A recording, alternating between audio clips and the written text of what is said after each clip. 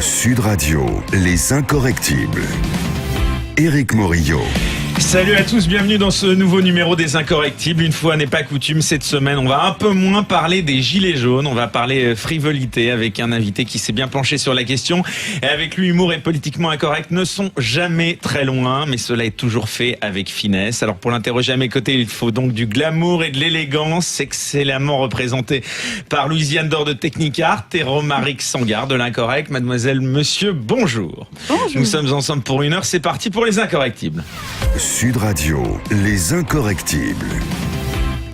Alors, je le disais, notre invité cette semaine est un personnage controversé, contradictoire, dandy, fêtard invétéré, hédoniste décadent pour certains, télo déconneur, un brin autocentré, qui suscite autant l'admiration que l'agacement. Créateur de l'emblématique club de fêtards, le KS Club, ancien fils de pub, il fut aussi éditeur chez Flammarion, directeur de rédaction, chroniqueur radio, animateur télé, réalisateur, DJ à ses heures et critique littéraire, mais il est avant tout écrivain. Son premier roman paraît alors qu'il n'est âgé que de 24 ans. Il a publié depuis de nombreux ouvrages qui lui ont valu des récompenses prestigieuses, notamment le prix Interallié, le prix Renaudot. Il est le créateur en 1994 du prix de Flore, qui récompense chaque année un jeune auteur français au talent prometteur. Parisien célèbre pour ses frasques et ses mondanités, il vit désormais loin de la capitale. Le 17 octobre dernier, il a publié aux éditions de l'Observatoire un recueil de textes sous le titre « La frivolité est une affaire sérieuse ». Frédéric Becbédé, bonjour. Bonjour. Ouf. Ah, ça, c'est oui, bio, je hein. trouve que vous avez une capacité à dire beaucoup de mots en peu de temps sans respirer qui est assez admirable. C'est vrai que la bio en même temps le méritait. Hein. Alors les auditeurs ne rêvent pas, nous ne sommes pas sur France Inter, vous écoutez Sud Radio. Oui. D'ailleurs à ce propos, vous en êtes tous de vos rapports avec France Inter, Frédéric Becbédé? On vous a demandé d'arrêter ou c'est vous qui avez décidé de vous retirer Non, moi je suis toujours sur France Inter, mais le soir ça m'arrange parce que l'horaire le matin était un peu compliqué pour moi. Donc c'est à 20h le dimanche, puis avoir la le mine masque et la plume. Avoir la mine de Nicolas Demorand et de Léa Salamé, ça n'a pas l'air d'être l'amour fou quand même, honnêtement. Si, on s'entendait très très bien. Non, au contraire, franchement. Ce qui est surprenant, c'est qu'il m'ait laissé faire librement le fainéant pendant 3 ans et qu'il se soit aperçu seulement si tard que j'étais totalement incompétent et que j'avais rien à faire là. Et donc je salue France Inter et la matinale en particulier de m'avoir gardé si longtemps. Non, et moi je voudrais surtout dire du mal de Sud Radio. Ah bon? Je pense que Sud Radio nous ment. Sud Radio écrit ici sur les murs Sud Radio parlons vrai. Eh bien non, tout est faux. Je pensais que Sud Radio était dans le sud de la France. Et nous sommes à Paris. Ah, on est un peu dans le sud de Paris maintenant. Ouais. Bon, voilà. Donc, tout n'est que fake news dans notre époque, et en particulier ici. Pas mal. Je reconnais qu'elle est pas mal, celle-là. Bon, alors, bonne année, Frédéric. Allez, dites-nous un peu, vous avez pris de bonnes résolutions pour 2019 ou pas? Cette fois, vous sortez plus? Vous bien sûr, une bonne résolution, c'est de continuer à sortir malgré l'éducation de 2 enfants en bas âge. C'est très compliqué. J'ai chez moi des êtres qui se réveillent à 7h du matin. Je sais pas qu'est-ce qui leur prend de se mettre à réclamer du lait à des heures absolument absurdes. Donc non, c'est très compliqué. Et oui, ma bonne résolution, c'est d'être un bon papa, voilà, de m'en occuper. Et peut-être aussi, j'aimerais que l'Ukraine et la Russie se réconcilient. Parce que j'aime beaucoup ces 2 pays. Et je voudrais qu'ils organisent une fête de la réconciliation et que si possible, je sois invité. D'accord. Mais là, c'est sérieux. Oui, bon, c'est pas pour demain, mais on peut toujours rêver. On peut rêver. Alors, on le disait en introduction, vous n'êtes plus parisien, mais retiré à Guétare, au Pays Basque. Enfin, vous venez souvent quand même, je pense, dans la capitale, serait-ce que pour la promo, la preuve. Oui, je viens souvent à Paris pour expliquer que je suis retiré au Pays Basque. C'est original.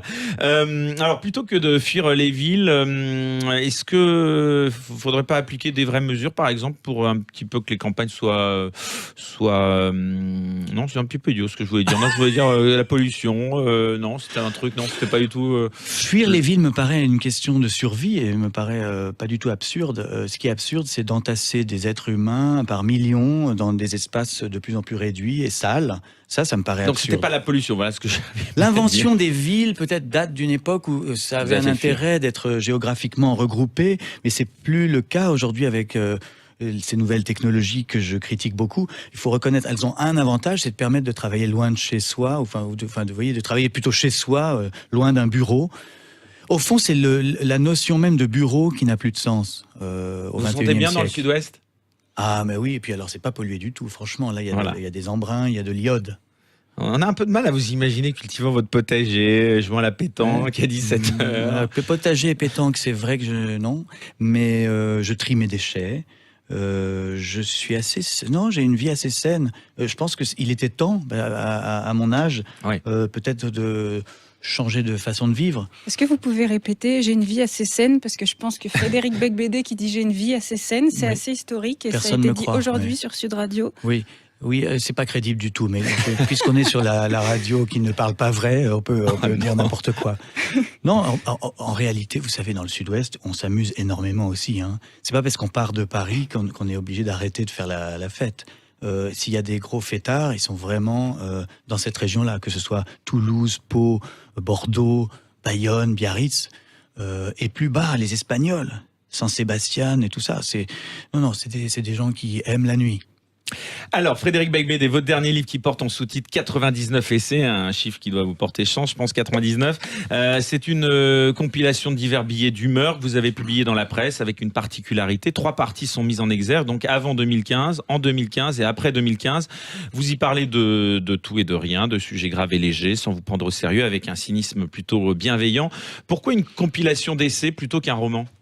Alors, j'ai publié pas mal de romans, dont un en janvier 2018, qui s'appelait Une vie sans fin. Du coup, j'avais un petit peu envie de faire autre chose et de faire une sorte de bilan de mon écriture journalistique.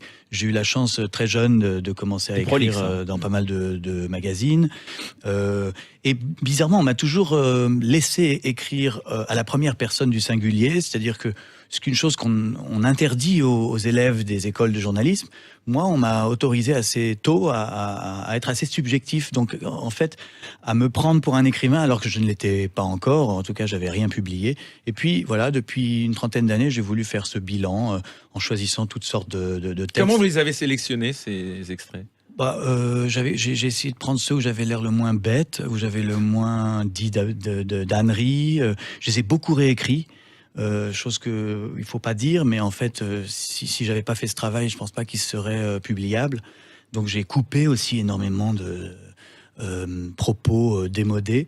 Et voilà, en espérant que ça donne en fait, bizarrement, en parlant du monde, un autoportrait quand même d'un homme qui change, qui évolue, qui mûrit peut-être.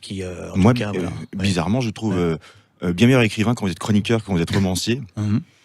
Et je me demande si c'est pas, enfin après c'est mon goût évidemment, mais je me demande si c'est pas toujours votre rapport à la légèreté et au sérieux, et où, comme quand vous êtes chroniqueur, vous jouez simplement, vous dites simplement que c'est extrêmement léger comme exercice. Oui. Et du coup, ça va plus profondément dans la littérature, je trouve, enfin, d'une manière générale, que dans le cas inverse. Et d'ailleurs, enfin, même le thème du livre, c'est ça, c'est finalement ma frivolité n'était pas si frivole. Oui. On a l'impression que c'est vraiment le complexe, entre guillemets, fondamental de tout ce que vous écrivez depuis le début. Oui, alors je reçois dans les dents donc toute mon œuvre romanesque est de la merde, mais c'est vrai que c'est vrai que peut-être que le roman intimide. Et c'est possible que quand on se lance dans un roman, et je parle en face d'une jeune romancière, on peut être complexé par l'histoire de la littérature, les bibliothèques pleines de chefs-d'œuvre, et que du coup peut-être on se met à écrire avec une certaine posture, peut-être on sort sa plume d'oie et son encrier, et on se dit voilà, je vais me mesurer à Honoré de Balzac, ce qui est moins le cas dans la presse, encore que j'ai beaucoup d'admiration pour énormément de journalistes et de chroniqueurs, donc il y a aussi une pression, il y a quand même une pression. Mais peut-être que j'avais plus de frivolité, de légèreté, d'admiration aussi pour des écrivains journalistes. Je pense à Bernard Franck dont je parle dans le livre, mais d'autres aussi, Antoine Blondin, enfin beaucoup de journalistes, critiques littéraires qui ont su rester. Et Pierre de Régnier, vous l'avez lu un peu. Moi j'adore. Bien sûr.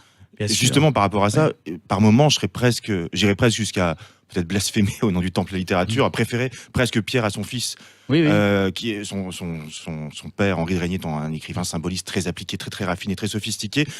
Son fils adoptif, qui est donc le fils de Pierre-Louis et de sa femme, étant complètement vautré dans la débauche permanente. De la vie de Patachon, quand même. La vie de Patachon, chroniquant ça en permanence. Et finalement, avec cette désinvolture justement, atteignant des moments de grâce. Oui, je crois que c'est presque... c'est intéressant parce que finalement, quand on se prend moins au sérieux, on est peut-être meilleur, c'est possible. Donc je prends votre injure pour un compliment. Frédéric Becbédé, vous êtes avec nous jusqu'à 14h ce dimanche sur Sud Radio. Restez avec nous, on fait une courte pause et on se retrouve dans un instant. À tout de suite. Sud Radio, les incorrectibles. Éric Morillo. De retour dans Les Incorrectibles ce dimanche avec notre invité cette semaine, c'est Frédéric Becbédé. On est ravis que vous soyez avec nous. Je le rappelle, donc vous venez de publier aux éditions de l'Observatoire un recueil de textes sous le titre « La frivolité est une affaire sérieuse ». Alors justement, vous écrivez dans l'avant-propos, je cite, « Depuis l'élection d'Emmanuel Macron, Paris est cette ville dont le prince est un enfant ». Alors vous qui aviez dit, là encore je cite, « Macron c'est mieux qu'un rail de coke ». Vous en pensez quoi aujourd'hui, Frédéric Becbédé, d'Emmanuel Macron ? Je pense que c'est toujours quelqu'un qui essaye de faire des choses, mais qu'il a peut-être souffert de la contradiction qui est la contradiction de tous les présidents élus entre les promesses de campagne et la réalité de l'exercice du pouvoir. Et je pense que là, dans son cas, avoir publié un manifeste intitulé Révolution lui revient comme un boomerang dans la figure 18 mois après son élection, parce que la révolution, il ne l'a pas faite, et donc il fallait pas la promettre, il valait mieux employer des termes plus flous. Et je crois que c'est ça le souci dans toutes les démocraties, c'est que pour être élu, on doit promettre vraiment monts et merveilles, et qu'il n'est pas forcément facile ensuite de tenir ses promesses. Louisiane d'Or, de Technicart. Dans votre livre, vous dites « Les écrivains restent dans leur coin à tout critiquer, les hommes politiques avancent, nous n'avons pas la même fonction ». Cette phrase semble révéler que vous êtes plutôt satisfait de la politique en général. Non, c'est pas ça, c'est que je crois que c'est extraordinairement luxueux d'être un écrivain.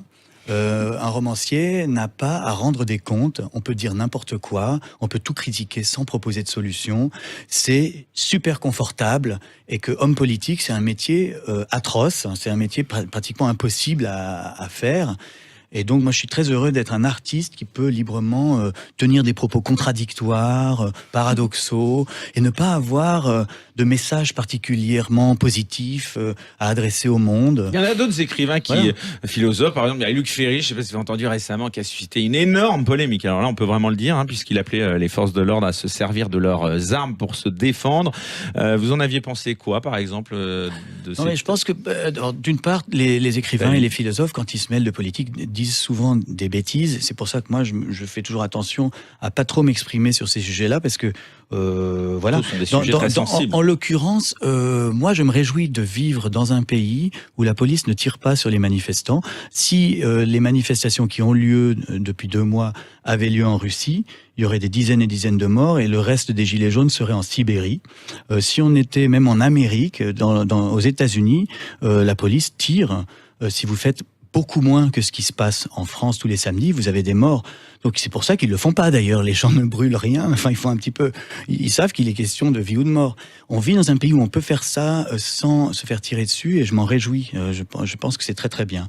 Après, dans le cas où il y a légitime défense, c'est-à-dire si un policier est vraiment sur le point d'être assassiné par quelqu'un, à ce moment-là, je crois que oui, il est normal qu'il se défende, bien sûr.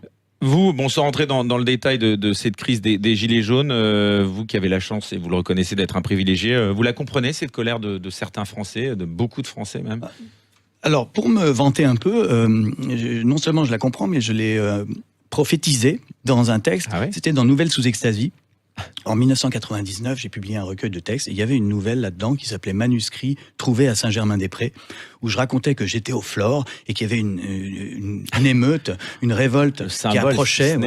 Oui, le symbole de l'élite intellectuelle, si vous voulez, ou simplement des bobos parisiens. Et donc, il y avait des manifestants qui approchaient, qui foutaient le feu au boulevard Saint-Germain.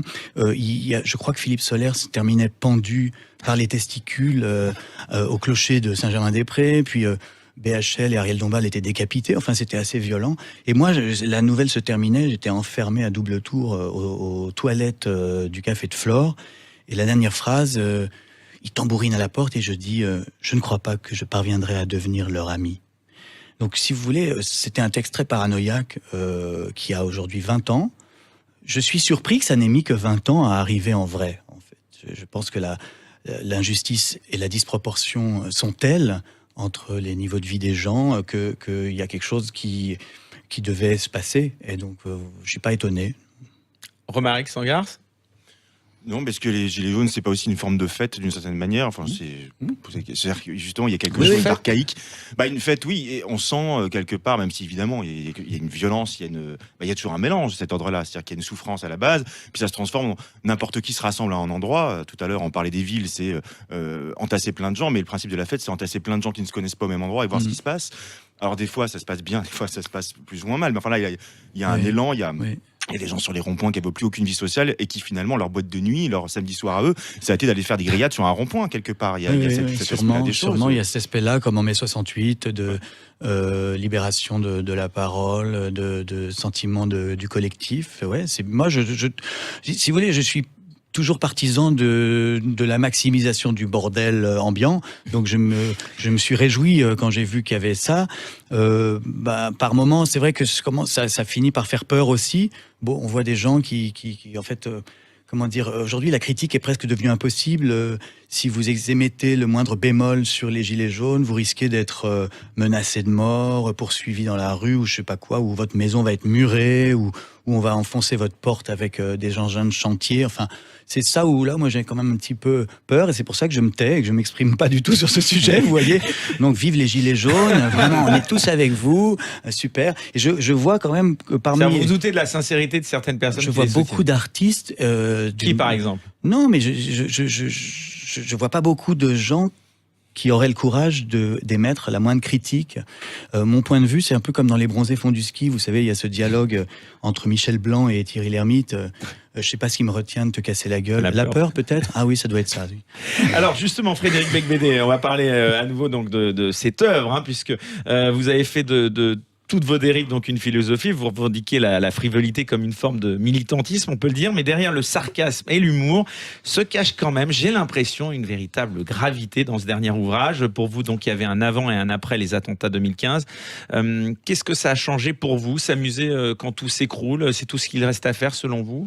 Alors ça, j'ai beaucoup aimé danser sur les ruines, parce que j'ai un souvenir de quand j'étais plus jeune. Le monde, c'était mieux avant. Oui, un peu. Ça, c'est devenir un vieux réactionnaire conservateur, c'est un processus normal, ça s'appelle la vieillesse. Bon, ça, d'accord.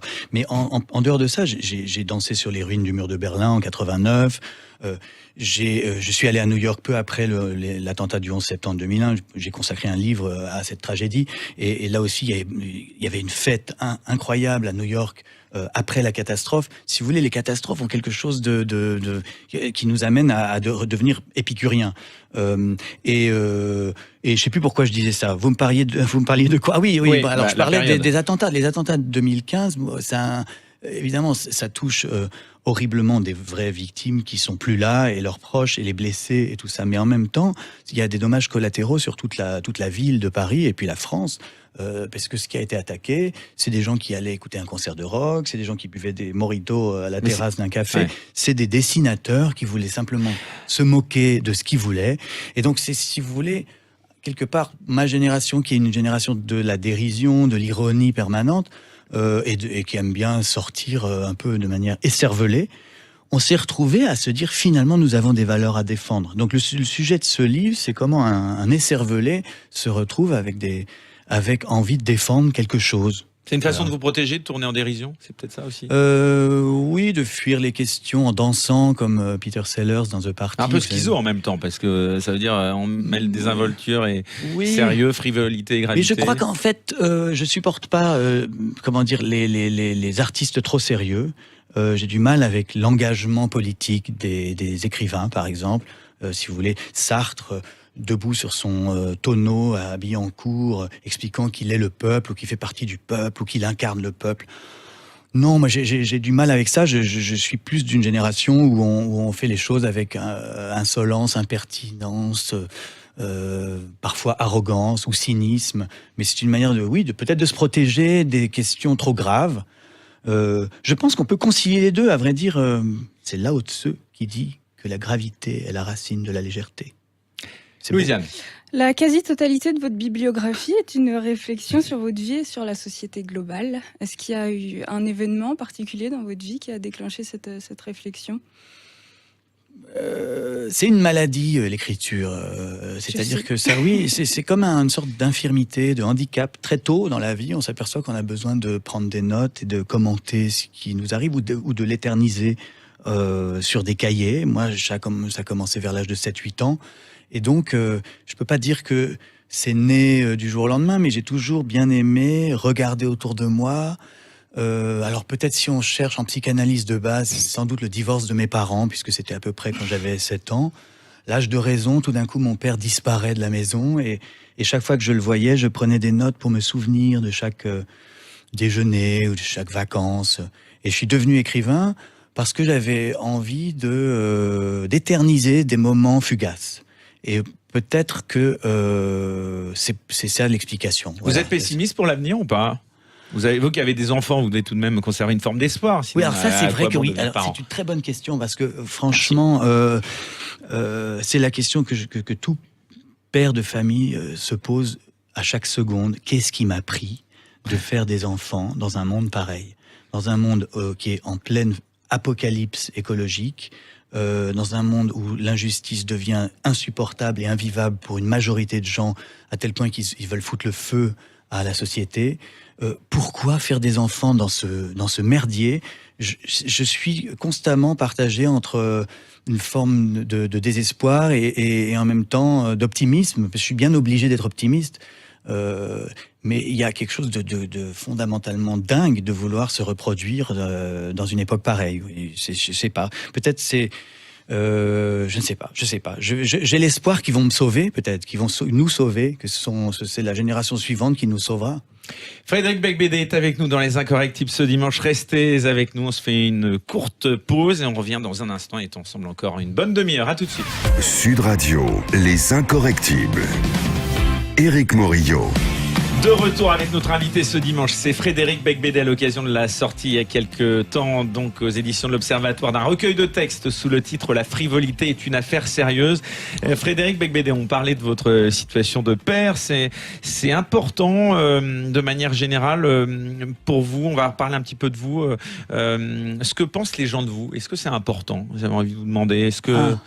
Vous y attachez de l'importance ou pas plus? De moins en moins. On dit finalement que vous êtes très attachant. Alors, est-ce que vous êtes plutôt good boy que bad? Je sais pas. Je crois que j'ai une image compliquée qui me vient des personnages de mes livres. C'est-à-dire que de plus en plus dans notre société, les auteurs sont obligés d'aller parler dans les médias et souvent on les confond avec les héros de leurs romans. Donc moi, j'ai souvent bien aimé avoir des anti-héros particulièrement antipathiques qui disaient des choses terribles et qui faisaient des choses encore pires.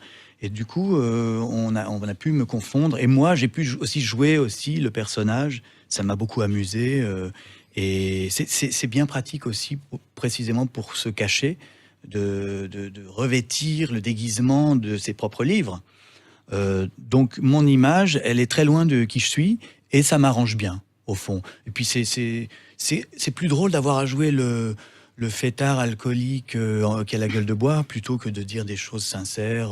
C'est peut-être un moyen de résister aussi, de provoquer. Et puis c'est plus marrant. Et puis moi je trouve ça marrant que les gens, quand ils me voient dans la rue, me tapent dans le dos en me disant, en me traitant de mondain ou de ricaneur, pantalonneux.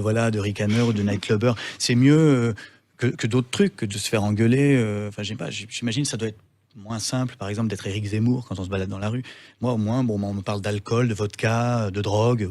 L'époque, elle est trop puritaine, selon vous, trop conformiste ? Oui, je crois. Enfin, en tout cas, c'est pas qu'elle est trop puritaine, c'est qu'elle est beaucoup moins libre que ce que j'ai connu dans ma jeunesse. Et donc, ça, pour le coup, avoir 50 ans, ça a un désavantage, c'est qu'on peut comparer les époques, déjà. Et quand j'avais 18-20 ans, on était infiniment plus libre. Déjà, on n'était pas surveillé par des téléphones en permanence. On pouvait vraiment...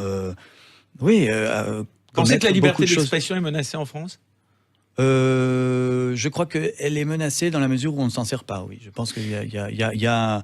Je l'ai dit à propos des Gilets jaunes, mais je pourrais le dire aussi à propos, par exemple, du terrorisme islamiste. Eh bien justement, je vous propose d'écouter une interview de Charb, c'était sur France 3, et il donnait son avis sur cette fameuse liberté d'expression. Écoutez. Je pense que la liberté d'expression qui est mise à la disposition de tous en France n'est pas assez utilisée par ceux qui auraient les moyens de s'en servir. Et c'est dommage. Je vois un très gros gâchis là-dedans. Et quand les gens disent mais aujourd'hui on peut plus dire ce qu'on disait hier, si on peut le dire, mais simplement on le dit pas, c'est tout. Et donc à charge pour eux de le dire. Et les gens qui passent leur temps à dire mais avant on pouvait dire plein de trucs, mais qu'ils le disent, qu'ils disent ce qu'ils ont envie de dire, sans crainte, parce qu'il n'y a vraiment pas de crainte à avoir. Et si ça crée une polémique, eh ben ça créera une polémique, il faut l'assumer aussi. Et on est dans un pays de libre expression, et si quelqu'un dit une grosse connerie, et qui se fait tomber dessus, eh ben tant pis, enfin, ou tant mieux pour le débat. Mais on a le droit de dire certaines choses, même beaucoup de choses. Enfin, je connais pas beaucoup d'autres pays où on peut dire autant de choses. Il y a certains pays où le blasphème est interdit, quoi. Même des pays européens où c'est limité. Atroce. C'est terrible d'entendre ça, parce que cet homme dont vous venez d'entendre la voix a payé de sa vie son goût pour la liberté, son envie de dire des blagues librement sur la religion. Il l'a payé de sa vie. En l'occurrence, ce qu'il dit prend une ironie bouleversante a posteriori. On se dit, oui, il fait l'éloge de quelque chose qui n'est pas possible. En réalité, ce n'est pas possible. Moi, j'ai dirigé un journal. Oui, je n'aurais jamais eu son courage d'imprimer des dessins comme il l'a fait. Donc, vous avez déjà été censuré ou pas ? J'ai eu des problèmes à chaque fois que j'ai publié un roman. À chacun de mes livres, il y a eu des avocats. Alors, dans 99 francs, c'était les avocats de Danone qui sont intervenus pour qu'on change le nom. J'ai parlé d'un procureur de la République de Paris dans un roman français qui a demandé qu'on coupe la page qui le concernait. À chaque fois que je publie un livre, il y a des problèmes. C'est comme ça. Heureusement, ce sont que des problèmes juridiques et pas des problèmes de vie ou de mort. Dieu merci. Mais sur l'humour, plus particulièrement, vous pensez que toute plaisanterie est bonne à faire, même si elle choque ? Ah oui, surtout si elle choque, oui. Moi, je trouve ça très bien, bien sûr. Je suis pour la liberté totale. J'ai pas de... Non. Le truc, c'est soit c'est drôle, soit c'est pas drôle. C'est ça le critère. Vous savez, Oscar Wilde avait dit une chose là-dessus. Il avait dit il n'y a pas de livre moral ou immoral. Il n'y a que des livres bien écrits ou mal écrits. C'est un peu la même chose. Les derniers propos, par exemple, de Yann Moix. Vous le connaissez, Yann Moix. Très bien. Qu'est-ce que vous en pensez de ces propos selon lesquels donc une femme à partir de 50 ans serait moins désirable ? Et encore, je prends des guillemets, il l'a pas du tout dit comme ça. Non, mais en fait, là encore, c'est terrible parce que les écrivains doivent être libres de penser et de dire ce qu'ils veulent.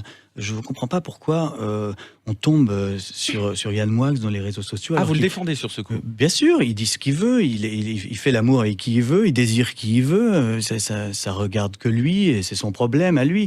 Il y a des écrivains qui ont écrit sur les Lolitas, il y a des écrivains qui ont écrit sur les cougars. Et c'est la liberté de chaque écrivain d'avoir la sexualité en même temps, c'est vrai que votre femme, elle a combien Ma femme a 25 ans de moins que moi. 25 ans de moins que vous. Donc... Non, mais bien sûr. Et alors, on va commencer à s'expliquer sur l'âge de nos épouses et tout ça. Quelle est la société dans laquelle on vit ? Enfin, c'est délirant. Yann Moix, c'est un écrivain qui vient de publier un livre intitulé... Pensez quoi, non, mais je vous explique, parce qu'il faut comprendre le contexte de ce qu'il a dit. Il a écrit un livre vraiment très beau qui s'appelle Rompre, chez Grasset. C'est un petit livre sur une rupture amoureuse et il essaye d'analyser son problème. Pourquoi ça ne marche jamais ? Pourquoi est-ce qu'il n'arrive pas à rester avec quelqu'un ? Quel est son problème avec ça, avec son propre vieillissement, avec le désir ? Il analyse des choses qui sont très profondes et très importantes et très belles. Et il a l'honnêteté de dire les choses sincèrement et on lui tombe dessus. Mais c'est sa liberté qui est en cause. Il a le droit de faire ce qu'il veut et d'écrire ce qu'il veut. Ou alors on n'est plus en France, les gars. Louisiane. Dans vos livres, mais aussi dans vos films, vous dénoncez beaucoup de choses. Je me souviens qu'il n'y a pas un grand rapport, mais bon, c'est pas grave. Dans votre film L'amour dure 3 ans, il y a une scène dans un karaoké chinois où les paroles de la chanson se transforment en informations à propos du PIB. Je ne sais pas si je suis la seule à l'avoir remarqué, mais ça m'a sauté aux yeux. Est-ce que vous avez une réelle envie de dénoncer ce qui vous déplaît dans une grande partie de votre œuvre ? Oui, enfin, dénoncer, c'est un mot que j'aime pas. J'aime pas du tout ce mot, mais en revanche, vous savez, décrire le monde tel qu'il est. Et donc, je pense que ça fait partie du boulot de romancier. Si jamais en l'occurrence, sur le film que vous mentionnez, c'est L'amour dure 3 ans. Donc là aussi, c'est sur l'usure du désir dans un couple et tout. Et puis c'est amusant de regarder les choses telles qu'elles sont, de parler aussi du fait que le mariage, l'amour tel qu'il est présenté de façon romantique, c'est aussi un commerce, c'est aussi une entreprise un peu de manipulation des masses, où on présente un modèle de couple bien bourgeois qui correspond et qui permet aussi de vendre des machines à laver. Tout ça, je fais un travail qui est de décrire le monde dans lequel je vis. C'est vrai que je ne suis pas homme politique, j'aimerais le changer. Alors le monde, justement, moi j'aimerais revenir suis... un petit peu au sujet encore un peu voilà. plus polémique. Vous évoquez aussi dans ce recueil, donc bien sûr l'affaire Weinstein et le mouvement MeToo, Balance ton port, toujours au cœur de l'actualité avec notamment les accusations contre Luc Besson. Qu'est-ce que vous avez pensé de ce hashtag Balance ton port, Frédéric Becbédé? J'aime pas, comme j'ai dit, j'aime pas dénoncer, donc j'aime pas la rédaction de cette formule. Il se trouve qu'il y a une nécessité qui est que les victimes de harcèlement sexuel ou de viol portent plainte à la police, mais est-ce qu'il faut qu'elles publient sur les réseaux sociaux des noms de gens? Ça me paraît dangereux. Donc je suis pour l'application stricte de la loi, voilà. Que si on a un problème avec un gros lourdeau ou un connard ou un psychopathe sexuel, on a immédiatement dans un commissariat, mais pas forcément publié. Est-ce que votre génération, comment dire, dont vous faites l'observateur, enfin le chroniqueur en l'occurrence, dans un livre par exemple, ou dont vous l'avez été d'une manière générale, a pas été pris en tenaille entre deux choses, parce qu'on le voit. Enfin, c'est ça qui est aussi intéressant dans vos chroniques, c'est que vous-même vous évoluez relativement dans vos perspectives. Et d'abord, il y a les attentats islamistes. Qui brusquement viennent comme ça recréer un ennemi définitif à l'Occident. Puis finalement, ce puritanisme anglo-saxon semble nous dire aussi que c'est pas seulement l'Occident contre un islamisme radical, c'est finalement l'esprit français contre un puritanisme anglo-saxon qui tue pas, c'est déjà ça, mais enfin qui met en prison, qui linge sur place publique et qui interdit qu'on publie des photos de Mireille Darc seins nus sur Facebook. Oui, voilà, par exemple. C'est triste quand même. Qu'un algorithme américain prétende régenter la liberté de nudité dans l'art en France. Donc oui, vous avez raison. Oui, on est pris en tenaille en fait entre deux formes de censure ou d'auto-censure. Et on vit dans un monde, comment dire, vertueux. Et c'est pour vous, la question qui précède sur Yann Moix, c'est un peu. Vous avez raison de la poser, c'est dans l'actualité, mais je veux dire, c'est bizarre, ces leçons de morale et de vertu. Alors, bientôt, comment on va faire? On contrôlera l'âge des petites amies de tout le monde. Enfin, vous pensez que les réseaux sociaux soient réellement nocifs? Ouais. Nouvelle façon. C'est pour ça que vous les avez quittés? J'ai quitté en novembre 2017. Je suis plus sur aucun réseau social parce que je pense que c'est très dangereux. Vous écrivez, quand tout le monde éteindra les réseaux dits sociaux, l'humanité redeviendra peut-être sociale. Il y a comment dire, ils ont tué la rencontre, il y a un mensonge de base qui est de dire que chaque individu peut être un média, que tout le monde si vous voulez, c'est un mensonge très démago de faire croire que tout le monde a une info à révéler. C'est un métier d'être journaliste, c'est un métier d'être écrivain, c'est un métier d'être musicien, artiste ou je sais pas quoi.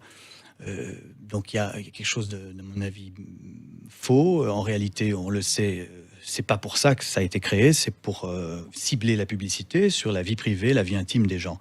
Donc, vous voulez dire qu'on est fliqué, quoi? C'est un système de surveillance comme même Orwell n'aurait pas pu imaginer, et que les gens l'acceptent gratuitement, sans être payés, sans être rémunérés, qu'on utilise leur secret, leur jardin secret, pour le vendre à des compagnies américaines qui font donc des milliards avec ça. Je trouve que c'est complètement inadmissible. Et par ailleurs, la conséquence des réseaux sociaux sur le plan politique, elle est analysée clairement, pas par des professeurs bizarroïdes, mais par le New Yorker. En même temps, les Gilets jaunes, par exemple, les réseaux sociaux ont joué une part importante. Bien sûr, les Gilets jaunes sont nés avec Facebook, bien sûr. Ça, c'est mal ou c'est bien, selon vous? Je ne sais pas. Il y a... Pour la liberté d'expression, ces gens-là n'avaient peut-être pas accès aux médias dits traditionnels. Et puis, non, que la colère soit exprimée, c'est bien. Tous les mensonges qui circulent, les calomnies, les menaces de mort, les fake news, tout ça n'est pas bien. Non, ça n'est pas bien. Donc il y a les deux, si vous voulez. Et ça, je pense que l'élection de Trump, donc qui a été la première élection provoquée par les réseaux sociaux, ensuite celle de Bolsonaro au Brésil, à coup de calomnies, à coup de mensonges sur WhatsApp, Si vous voulez, je crois qu'il y a un réel problème d'éducation aux réseaux sociaux que nous devons tous faire. En fait, on doit tous apprendre à s'en servir. Je rappelle qu'Adolf Hitler, il a été élu parce qu'il y avait des nouveaux médias, le cinéma, la radio et sur la fin la télévision, qui l'ont beaucoup aidé. Et parce qu'à l'époque, on ne connaissait pas ces nouveaux médias. Et bien, on en est là aujourd'hui. On ne connaît pas très très bien encore la manière dont on doit s'en servir. Frédéric Becbédé est avec nous encore un petit quart d'heure. À tout de suite sur Sud Radio. Sud Radio, les incorrectibles. Éric Morillo. Allez, déjà dernière partie de cette émission. Ce dimanche, nous sommes avec Frédéric Becbédé. Ravi de vous avoir dans cette émission à l'occasion de la sortie aux éditions de l'Observatoire d'un recueil de textes sous le titre « La frivolité est une affaire sérieuse ». Frédéric Becbédé, vous êtes devenu sage ou vieux schnock ? Vieux tout court, vieux schnock, je sais pas, j'aime mieux vieux con. Votre livre, c'est quoi? C'est une forme de bilan, on peut le dire aussi, de jeunes branchés d'autrefois, vieux résistants anti-numériques, là, que vous nous décriviez juste Oui, je avant. pense que, oui, ce qui est bizarre, c'est de se dire que j'étais quand même un branché très libertaire et que je suis maintenant un conservateur des libertés que je sens Parlez beaucoup disparaître. du temps qui passe, quoi. Oui, bien sûr, oui. Mais je pense que ça, c'est pas très original. Tous les écrivains font un peu ça. J'ai l'impression que parler du présent immédiat est toujours plus délicat en littérature que d'attendre un peu d'être en... parler du passé, c'est plus nostalgique, ça donne une sorte de féerie aux choses. Et donc, j'ai tendance à embellir le passé. Vous avez peur de la mort? Beaucoup, bien sûr, oui. Vous savez, l'acte d'écrire, c'est déjà à la base un geste pour faire un pied de nez à la mort. D'une certaine façon, on espère quand même qu'une phrase ou un paragraphe restera. Vous écrivez que votre djihad à vous sera de résister aux forces antifestives jusqu'à votre mort.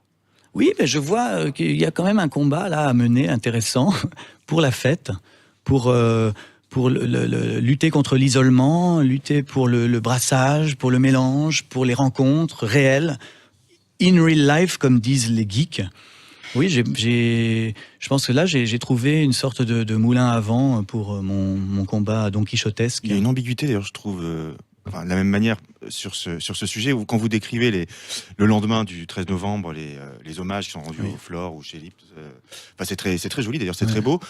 Et vous n'êtes pas dupe de dans cette ambiguïté qui est très becbédérienne, je pense. Vous n'êtes pas tout à fait dupe de l'aspect de la résistance en terrasse, qui est quand même extrêmement simple. Oui. Brusquement, tous les alcooliques de Paris ont eu l'impression d'être Jean Moulin, un très bon conte tout de même, mais c'est un peu grotesque. Oui. Vous n'êtes pas dupe du fait que c'est grotesque, mais tout en trouvant ça charmant, et tout en ayant parfois des envies meurtrières, et parfois vous comprenez quand même que le cocktail tout seul va pas suffire et qu'il faudrait quand même lâcher une grenade si on veut pouvoir survivre. Comment vous je sais pas si j'irais jusqu'à prendre les armes pour résister à mon droit au mojito en terrasse, mais en même temps, c'est une des choses pour lesquelles j'ai envie de me battre. Si on prétend m'interdire un certain mode de vie, les mini-jupes des filles, je sais pas moi, plein de trucs. Même aujourd'hui, manger de la viande, c'est presque quelque chose de devenu presque dangereux. Alors, il faudrait faire une liste des choses sur lesquelles on ne cédera pas. Mais bon, voilà, je suis pas un homme politique, donc moi, je suis conscient du ridicule de tout ça. J'arrive jamais à départager, si vous voulez, à être trop sérieux, parce que c'est aussi parfaitement grotesque. Et je pense que c'est peut-être lié à quelque chose, c'est mon éducation catholique. Donc, j'ai grandi dans l'idée que tout ce qui est agréable est mal. Que si on a trop de plaisir, on va en enfer. Et cette culpabilité nourrit vraiment mon œuvre tout le temps. Donc à la fois, je veux pouvoir aller dans une boîte de nuit sans me faire tirer dessus, et en même temps, c'est pas très grave. C'est pas très grave. D'aller dans une boîte de nuit n'est pas non plus un enjeu de société majeur, quoi. Je sais pas si c'est très clair ce que je dis. Si, Louisiane. Dans La frivolité est une affaire sérieuse, vous citez, j'ai compté 35 fois le mot fête, 33 fois le mot mode, 22 fois le mot sexe et 11 fois le mot drogue, et j'en passe. Ce sont les mêmes thématiques qui reviennent dans la majorité de vos romans. Ça vous obsède un peu, tous ces sujets, non? Drogue, fête, mode, sexe, drogue, il y a avait aussi technologie et réseaux sociaux, 11 ou 12 fois.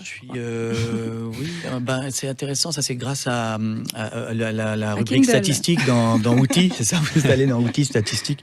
Oui, en fait... sexe et drogue sont un petit peu des sujets, c'est vrai, qui donnent une couleur sombre comment on dit, érotique et trash à ma littérature, comme à celle de pas mal d'écrivains contemporains. C'est une influence qui vient du rock'n'roll, peut-être de l'image des rockstars autodestructrices des années 60-70. Je pense que ça doit venir de là. Vous êtes une rockstar de la Non, littérature. c'est un goût pour l'interdit, pour aussi la liberté, pour... Moi, j'ai peut-être, dans la plupart Oui. de vos essais, transparaît au moins, en tout cas, une chose, ça c'est clair, c'est votre amour de la littérature. Lire, selon vous, c'est se connaître soi-même. Est-ce que, par exemple, les gens, selon vous, ils ne lisent plus assez ? Alors, c'est paradoxal parce qu'en réalité, on écrit énormément de SMS, de mails, de posts sur les réseaux sociaux. Donc, du coup, les gens écrivent peut-être plus qu'à une autre époque, mais ils lisent peut-être moins de livres. Et moi, ce que j'aime dans la distance romanesque, c'est qu'on est seul, on éteint son téléphone, on éteint son ordinateur, il n'y a pas de télé, il n'y a pas de Sud Radio, pardon.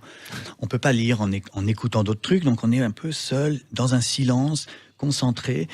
Et ça devient un exercice de gymnastique du cerveau. C'est quoi vos derniers coups de cœur ? Ah ben là, le roman de Michel Houellebecq, Sérotonine, celui de Simon Liberati, Occident, qui sont d'ailleurs par certains côtés frères. Ces 2 livres sur le déclin des pays occidentaux. J'ai beaucoup aimé Bacchante de Céline Minard, roman très court sur 3 nanas qui prennent en otage une cave à vin où il y a 350 millions de dollars de grands crus classés et de Romanée Conti et tout ça, dans un coffre-fort à Hong Kong. Ça, c'est bien délirant, ce livre-là. Et là, voilà un exemple de fiction complète qui parle vraiment de notre époque. Parce que des vins puissent valoir des millions est une absurdité. Le vin, ça doit être quelque chose qu'on doit boire avec des amis et s'amuser avec. Ça doit pas coûter ces prix-là. Donc, quand on spécule sur le vin et qu'il y a un hold-up dans un endroit comme ça, je trouve ça très, très... Vous parliez de Houellebecq. drôle. Est-ce qu'il faut être désobéissant pour être un bon écrivain, selon vous ? Il n'y a pas de « il faut » en littérature. Je ne crois pas qu'on doive dire « tu dois faire comme ci ou comme ça ». Mais c'est ma position. Ma position, c'est que la littérature, c'est un endroit de résistance, de désobéissance, que dans un livre, on peut écrire des choses qu'on ne peut pas dire ailleurs, qu'on ne peut pas écrire dans les journaux ou dire à la radio. Et c'est là où Houellebecq, d'ailleurs, est très très fort. Est-ce que l'ampleur que prend le phénomène Houellebecq n'est pas aussi un signe, même si ça agace forcément beaucoup d'écrivains qui sortent leurs livres en janvier, mais c'est pas aussi un signe de la bonne santé de la littérature quand on voit le maire de Niort, même si cette polémique était encore grotesque, mais le maire de Niort qui a répondu avec humour en faisant une affiche avec la citation de Houellebecq sur Bienvenue à Niort, la ville que Michel Houellebecq considère comme la plus laide de France. Moi je trouve ça rassurant quelque part, non ? Oui, bien sûr. Oui. On n'arrête pas de pleurer sur la mort du roman, la fin de la littérature. On a la preuve avec Michel qu'il y a quand même un espoir. Et concernant tout ce qu'il dit, notamment sur la ville de Niort, mais c'est pareil pour tous les auteurs, n'oublions jamais la différence entre le narrateur d'un roman et l'auteur. Ce que dit un personnage de roman n'est pas nécessairement ce que pense l'auteur. Et ça, c'est des choses qu'il faut sans cesse répéter. Dernière question, Louisiane. Dans votre livre, le dernier, La frivolité d'une affaire sérieuse, vous dites qu'il y a 2 catégories d'écrivains, ceux qui se montrent comme Françoise Sagan et ceux qui se cachent comme Salinger. Vous faites clairement partie de ceux qui se montrent. Vous ne regrettez pas d'avoir choisi ce clan ? Non, mais j'ai pas eu le choix parce que moi je venais de la presse, j'ai commencé comme journaliste quand j'avais 20 ans, puis après je suis rentré dans la pub et j'ai fait de la télé et tout ça. Donc en fait, je suis devenu écrivain et en même temps je suis devenu célèbre. Et il aurait fallu que je me cache vraiment, vraiment beaucoup et depuis toujours. Et ça n'a pas été l'histoire de ma vie. Mais j'ai beaucoup d'admiration pour ceux qui le font. Et Houellebecq, c'est intéressant parce que lui est célèbre et décide de disparaître au moment de la sortie de son livre. Et résultat, on en parle 4 fois plus. Donc comme Salinger, finalement. Oui, c'est ce qu'avait fait Salinger et c'est d'autres comme Kundera, comme Maurice Blanchot. Il y a des tas d'écrivains et les Daft Punk qui sont quand même l'exemple merveilleux d'un groupe devenu archi célèbre sans montrer les visages, quoi. Et puis justement, alors pour finir, c'est intéressant, vous écrivez dans ce recueil: moi je sais qui je suis, un écrivain faible, imparfait, qui a fait des choses illégales, voire amorales dans sa vie. Quand même, Frédéric Beigbeder, est-ce que vous n'êtes pas un peu fier de votre parcours tout de même ? Ah non, mais je suis bien. J'ai eu beaucoup de chance. Non, j'ai eu beaucoup de chance. C'est surtout la chance d'avoir rencontré un grand succès avec certains de mes livres qui m'a mis un petit peu, qui m'a donné du temps pour écrire. Si l'on devait retenir une seule de vos œuvres, ce serait quoi ? je sais pas, je dirais dans l'actualité du moment, dans le monde actuel tel qu'il évolue, je pense que c'est pas à moi de dire ça, mais 99 francs en tout cas disait des choses sur le système actuel, sur le fonctionnement de la société de consommation, sa frénésie et ce suicide collectif qui est le nôtre. Je pense que malheureusement, j'ai essayé de prévenir les gens, mais c'est un échec et la situation est bien pire qu'à l'époque. Et ce livre a 19 ans. Côté cinéma, d'autres projets justement qui avaient fait l'objet d'une adaptation, donc 99 francs. Vous avez fait aussi, vous avez réalisé 2 films, donc L'amour dure 3 ans et L'idéal. Ouais. Pourquoi si peu Ça demande beaucoup de temps, ça coûte cher, il faut convaincre des tas de gens, il faut réunir une équipe. Je suis plutôt donc pas d'autres projets côté cinéma. Je suis un solitaire, mais non, j'ai un projet. J'aimerais beaucoup qu'il se tourne cette année. C'est un projet qui s'appelle L'élite de la nation et qui est une satire, genre 99 francs, mais sur Sciences Po Paris et sur la formation des élites qui gouvernent la France depuis 50 ans. Donc d'arriver à faire le 99 francs de Sciences Po, j'aimerais beaucoup. Le scénario est terminé, j'espère qu'on pourra tourner cette année. Toute ressemblance avec des faits réels ne serait que pur hasard. Écoutez, je pense en tout cas l'actualité rejoint pas mal ce problème-là. On a un vrai problème avec les élites en France. Eh bien, ce sera le mot de la fin. Merci beaucoup Frédéric Beigbeder d'avoir accepté notre invitation. Rappelle donc que vous avez publié récemment aux éditions de l'Observatoire un recueil de textes sous le titre « La frivolité est une affaire sérieuse ». Merci à Louisiane Dor de Technicart et Romaric Sangarde de l'Incorrect de m'avoir accompagné. Merci au réalisateur Simon Ross ainsi qu'à Céline Delabaume qui m'a aidé à préparer cette émission. Très bonne semaine à tous à l'écoute de Sud Radio et à dimanche prochain pour un nouveau numéro des Incorrectibles.